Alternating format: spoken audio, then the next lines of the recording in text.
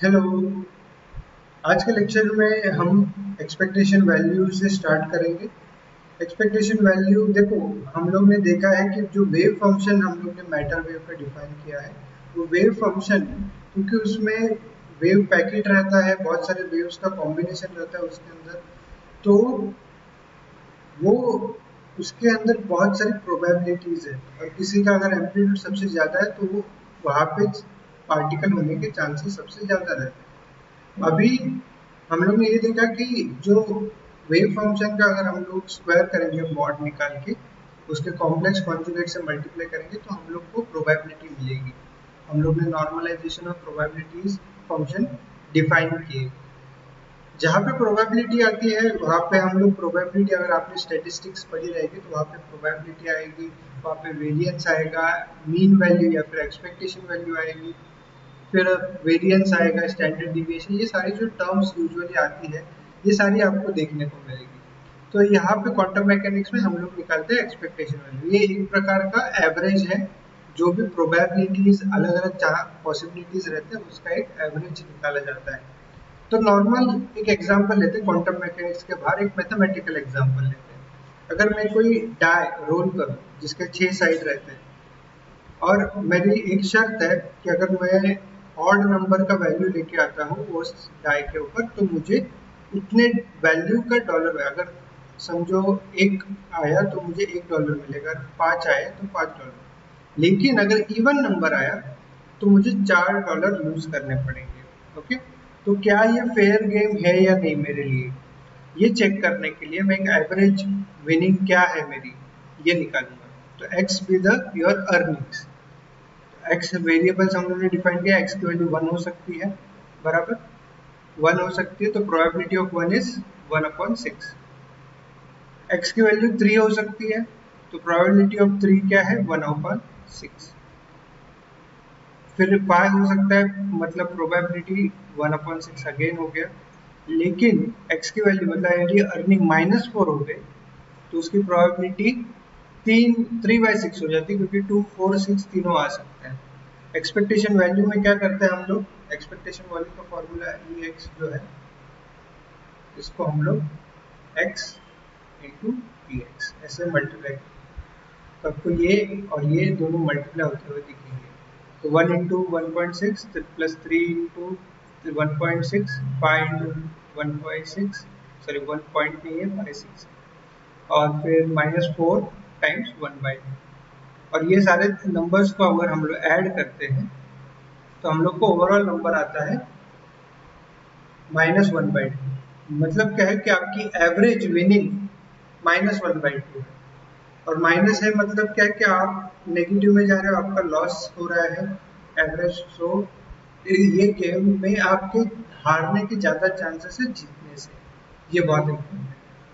ऐसे ही प्रोबेबिलिटी का इस्तेमाल हम और एक्सपेक्टेशन वैल्यू का इस्तेमाल हम लोग क्वांटम मैकेनिक्स में भी करते हैं। यहाँ पे एक एवरेज वैल्यू आई अपनी को कितनी मेरी विनिंग हो सकती है, लेकिन वहाँ पे क्वांटम मैकेनिक्स में आपको एक एवरेज वैल्यू पोजीशन क्या आ सकती है, मोमेंटम क्या आ सकती है, एनर्जी क्या आ सकती है, तो ये सारी चीज़ें क्वांटम मैकेनिक्स में देखने को मिलती है। ओके, अभी हम लोग एक एग्जाम्पल से देखेंगे। यहाँ पे क्या लिखा है कि जो वेव फंक्शन है वो बस उसके मॉड्यूलस स्क्वायर में प्रोबेबिलिटी रहती है। इसको टाउ से मल्टीप्लाई करेंगे तो ये अपने को प्रोबेबिलिटी देगा in the region in the volume element this. Okay, अगर वन डिमेंशनल रहेगा तो dx का इस्तेमाल करेंगे हम। ओके, ये हो गया probability, so that the particle exist between x to x plus dx।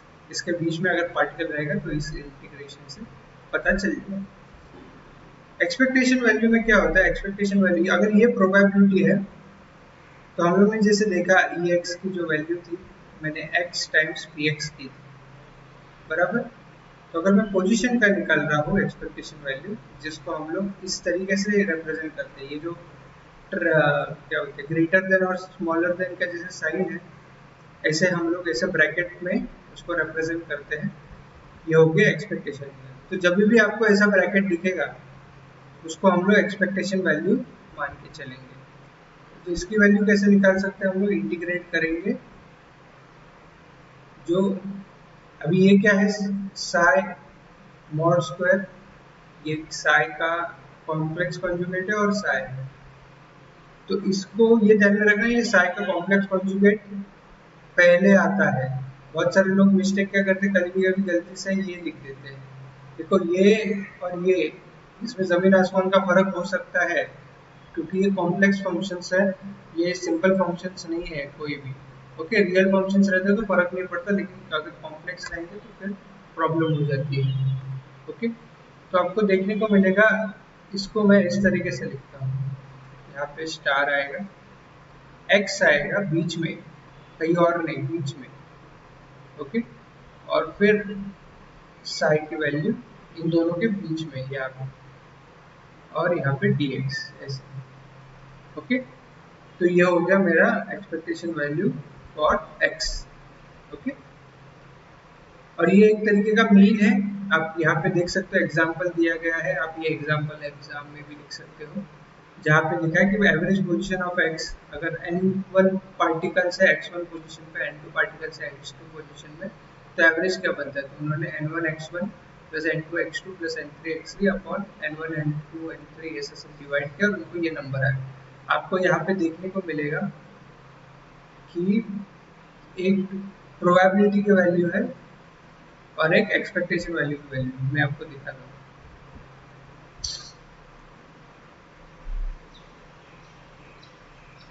हम इसको इस तरीके से लिख सकते हैं, ni इंटू पी आई, यहाँ पे जहाँ पे P I is X I upon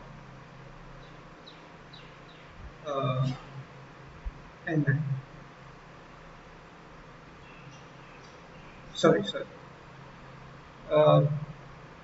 P I is equal to number of particle in I state upon total number of N, ये टोटल होगा।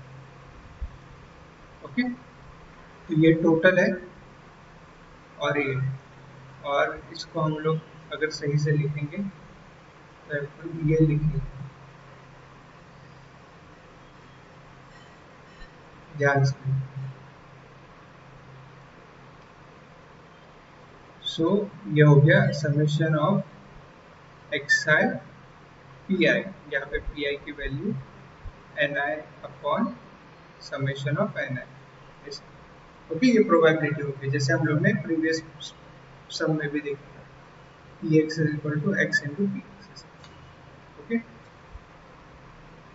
अभी एक और चीज क्या देखेंगे हम लोग, एक एग्जांपल भी देखेंगे, यहाँ पे देखो वही चीजें बताई है, लेकिन यहाँ पे आपको एक एक्स्ट्रा टर्म देखने को मिलेगा। ये एक्स्ट्रा टर्म क्या है, देखो ये टर्म इसलिए ऐड किया क्योंकि हर बार आपका जो वेव फंक्शन है ये नॉर्मलाइज्ड अगर नहीं रहेगा, okay, if psi is not normalised, normalised मतलब क्या है कि उसका इंटीग्रेशन dx 1 नहीं आता,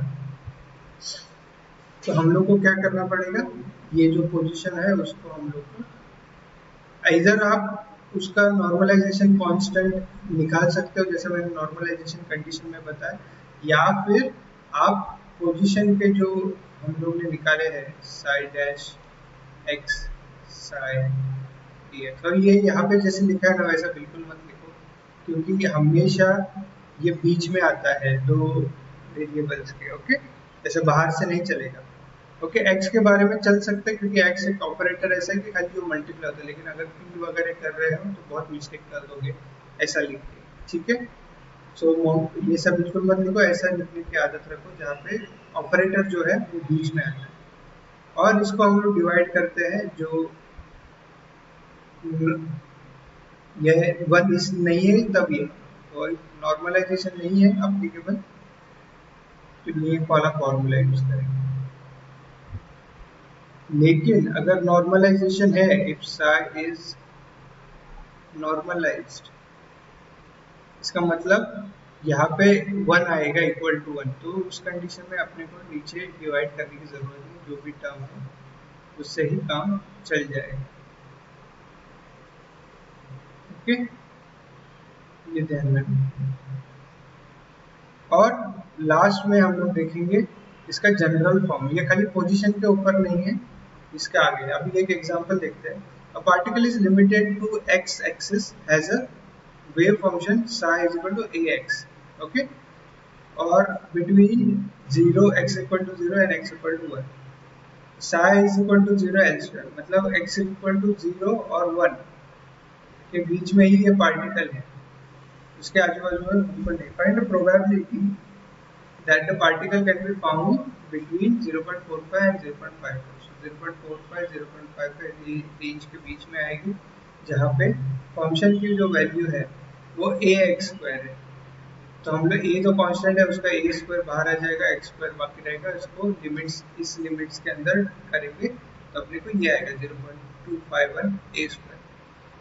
अभी एक्सपेक्टेशन वैल्यू जब निकालने को जाओगे तो हम लोग को x की वैल्यू मल्टीप्लाई करेंगे इसके साथ जो वेव फंक्शन है उसका। और मैंने जैसे कहा ऐसा मत लिखो, इसको हमेशा इस तरीके से लिखने का है जहाँ पे साई की वैल्यूज कॉम्प्लेक्स कॉन्जुगेट के बीच में x रहता है, ओके। ये बहुत इंपॉर्टेंट है, ये छोटी सी मिस्टेक लगती है लेकिन बहुत ज़्यादा इंपॉर्टेंट है, क्योंकि गलत कैलकुलेशंस के टुवर्ड्स लेके जा सकते हैं। और फिर हम लोग यही सब्स्टिट्यूट करेंगे जो भी साई का फंक्शन है, और हम लोग को यही चीज़ें आएगी जो दोनों इसमें अलग अलग प्रोबेबिलिटी बता रही है, एक्सपेक्टेशन वैल्यू बता रही है, ठीक है। तो हम लोग इस तरीके से एक्सपेक्टेशन वैल्यू कैलकुलेट कर सकते हैं। फिर लास्ट में एक और चीज़ आती है, जनरल इक्वेशन किस तरीके से लिखें। मैं यहाँ पे जनरल इक्वेशन लिख के बताता हूँ। कोई भी वेरिएबल ऑपरेटर रहेगा, उसका अगर एक्सपेक्टेशन वैल्यू निकालने का, जिसकी साइन ये इस तरीके का हाफ ट्राइंगल ऐसे समझो, इसको हम लोग निकालेंगे तो होता है integration of psi star G psi dx upon psi star psi, okay, dx। ये हम लोग ने लिखा। तो ये इसलिए लिखा क्योंकि साई यहाँ पे मैंने अननॉर्मलाइज, मतलब नॉर्मलाइज नहीं है अज्यूम, लेकिन अगर अज्यूम नहीं करता, अगर नॉर्मलाइज है ऐसा क्वेश्चन में दिया है तो हम लोग खाली ये ऊपर का न्यूमरेटर यूज करें, ठीक है। तो ये हो गया एक्सपेक्टेशन वैल्यू। अभी उसके बाद क्या है नेक्स्ट, क्वांटम मैकेनिक्स के पोस्टुलेट्स। क्वांटम मैकेनिक्स के बहुत इंपॉर्टेंट 5 पोस्टुलेट्स हैं, और जैसे मैंने लिखा है वैसे ही याद रखो। अलग अलग टेक्स्ट बुक में अलग अलग तरीके से लिखे रहते हैं, जहाँ जो आपको कंफ्यूज कर सकते हैं। जो मैंने लिखा है वही सबसे इंपॉर्टेंट और क्रिस्टल क्लियर आपको होनी चाहिए, ठीक है। तो सबसे पहला पोस्टुलेट क्या कहता है, स्टेट ऑफ द बिहेवियर। जो वेव फंक्शन है वो खाली वेव फंक्शन ही बता रहा है, वो एक स्टेट बता रहा है। तो एक फिजिकल सिस्टम में क्वांटम वो पार्टिकल जो है वो कौन से स्टेट में एट पर्टिकुलर टाइम टी, ये वेव फंक्शन बताता है, ओके। और उसमें सारी इंफॉर्मेशन रहती है, उसकी स्पीड, वेलोसिटी, ये सारी चीजें। और यहाँ पे क्या लिखा है मैंने रेड कलर में, कि कोई भी, यहाँ पे आपको देखने को मिलेगा, यहाँ पे क्या लिखा है, कोई भी टाइम पे एक सिंगल पार्टिकल नहीं रहता, या फिर सिंगल वेवलेंथ नहीं रहती उस पार्टिकल की, एक सिंगल पार्टिकल रहेगा तो भी एक सुपर पोजिशन रहती है बहुत सारे अलग अलग वेव्स की। जैसे हम लोग ने सुपर पोजिशन में सीखा, अलग अलग वेव्स की कॉम्बिनेशन रहती है ऐसी वेव, इसी वजह से ग्रुप और फेज वेलोसिटी आपको देखने को मिलती है। लेकिन ये जो अलग अलग सुपर पोजिशंस हैं, इसको हम लोग एक समेशन के फॉर्म में लिख सकते हैं। तो जो ये मेन फंक्शन है, इसको हम लोग लिख सकते हैं कि छोटे छोटे साइन एंड जैसे फंक्शंस का सुपर पोजिशन, ये मेन है, मेन फंक्शन, ये मेन फंक्शन है, और ये छोटे छोटे उसके। सो फॉर एग्जांपल ये मेन है, तो ये इसका भी कॉम्बिनेशन हो सकता है और इसका भी कॉम्बिनेशन हो सकता है, बराबर। तो ये हो गए, समझो समझो ये हो गया साई, और ये हो गया साई, सॉरी ये हो गया साई 1 और ये हो गया साई 2। तो मैं सुपरपोजिशन थ्योरम के बेसिस पे ऐसा लिख सकता हूँ, a times a1 times Sai 1 plus a2 times Sai 2, right, okay. ये दोनों का कॉम्बिनेशन ये वेव है, इसलिए तो ये मैंने लिख दिया। ऐसे हम लोग n number of different waves को कंबाइन कर सकते हो, और n डिफरेंस ऑफ आपको वेव फंक्शंस और उसके कोएफिशिएंट्स देखने को मिलेंगे, ठीक है। और फिर लास्टली ऑब्जर्वेबल्स एंड ऑपरेटर, जिनके बारे में हम लोग ने जस्ट पढ़ा था थोड़ी देर पहले, जैसे ऑपरेटर्स रहते सारे, लेकिन यहाँ पे इंपॉर्टेंट चीज के ध्यान में रखने की है कि क्वांटम मैकेनिक्स में जितने भी ऑपरेटर्स हैं वो सारे मेजरेबल रहते हैं। ये बहुत इंपॉर्टेंट है। मेजरेबल मतलब क्या है कि उनको हम लोग पोजीशन को मेजर कर सकते हैं, मोमेंटम को मेजर कर सकते हैं, हैमिल्टोनियन जैसे टर्म को मेजर कर सकते हैं, उसकी एनर्जी को मैनेज कर सकते हैं। तो ये सारी चीजें हम लोग को पता है, इसी वजह से हम लोग ऑब्जर्वेबल्स और ऑर्बिटल्स को एक ही पैराग्राफ में कंसिडर कर रहे हैं। एक और चीज क्या है, मेजरमेंट ऑफ ऑपरेटर, ये बहुत इंपॉर्टेंट कंसेप्ट है, ध्यान से सुनो। क्वांटम मैकेनिक्स में ये पाया गया है बाय एक्सपेरिमेंट्स, बार बार रिपीट किए हुए एक्सपीरियंस से ये पता चला कि सबसे इंपॉर्टेंट चीज क्या है कि हम लोग जब ये स्टार्टिंग में बहुत सारे वेव्स का कॉम्बिनेशन रहती है, पार्टिकल कोलाइड करने से पहले, मेजर करने से पहले, लेकिन जब मेजर किया जाता है ना तो एक ही वेव मिलती है, एक ही वेव मिलती है और जो है साइन, और बाकी के वेव्स वैनिश हो जाती है। तो मतलब कि सुपरपोजिशन थ्योरम मेजरमेंट के पहले बहुत, मतलब एक स्क्रॉडिंजर कैट करके एक्सपेरिमेंट स्क्रॉडिंजर ने किया था कि एक बॉक्स है जिसके अंदर पॉइजन रखा गया है और एक बिल्ली है, अगर वो बिल्ली ने वो पॉइजन को खा लिया तो वो बिल्ली मर जाएगी, अगर बिल्ली ने वो पॉइजन नहीं खाया तो बिल्ली जिंदा रहेगी, और बॉक्स बंद है, हम लोग को बिल्कुल आइडिया नहीं बिल्ली जिंदा है या मर गई है।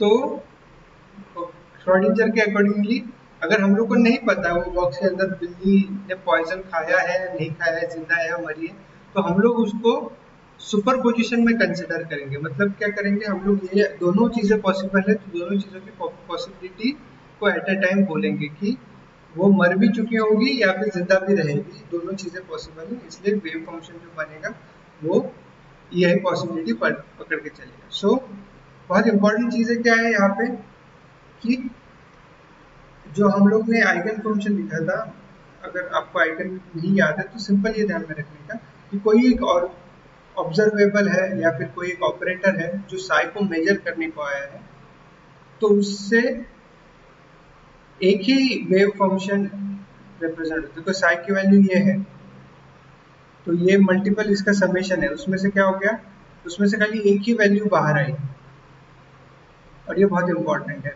मतलब क्या है, if the result of the measurement of A on state X is AN, then the state of the system immediately after measurement changes to psi। जो हम लोग ने मेजर की उससे वेव फंक्शन इमीडिएटली उसके बाद एक ही स्टेट में दिए है, एक ही स्टेट में है ऐसा दिखाई देता है, एक्चुअल में नहीं है वो, एक्चुअल में वेव पैकेट में मल्टीपल स्टेट्स में, लेकिन मेजरमेंट करने के बाद वो एक ही स्टेट में आपको ऑब्जर्व होगा, आपको वेव पैकेट जैसी चीजें नहीं दिखेगी, ठीक है। और एक चीज क्या है यहाँ पे, एक इम्पॉर्टेंट और दो पोस्टुलेट्स है। प्रोबेबिलिटी का आउटपुट हम लोग ने देखा कि साई की वैल्यू प्रोबेबिलिटी डेंसिटी को रिप्रेजेंट करती है, साई स्क्वायर की वैल्यू प्रोबेबिलिटी, और उसका इस्तेमाल करके हम लोग ने नॉर्मलाइजेशन और ऑर्थोगोनैलिटी कंडीशंस के बारे में भी सुना। और देन लास्ट है time evolution of the system. Time evolution of the system में क्या है कि जो हम लोग ने इक्वेशन पहले लिखा था TSE, ओके, ये क्या कहता है एक्चुअली कि ये वेव है, वेव फंक्शन हम लोग ने डिफाइन किया, उसका मल्टीपल वो अलग अलग वेव्स का कॉम्बिनेशन है, वो सारी चीजें लिखी, लेकिन ये जो पैकेट है वेव पैकेट, ये कोई तो मोशन रखेगा, कोई तो स्पीड से ट्रैवल करेगा, कम ज्यादा स्पीड उसकी हो सकती है डिपेंडिंग ऑन पोटेंशियल। तो time evolution of the system इसको कहा जाता है, ठीक है।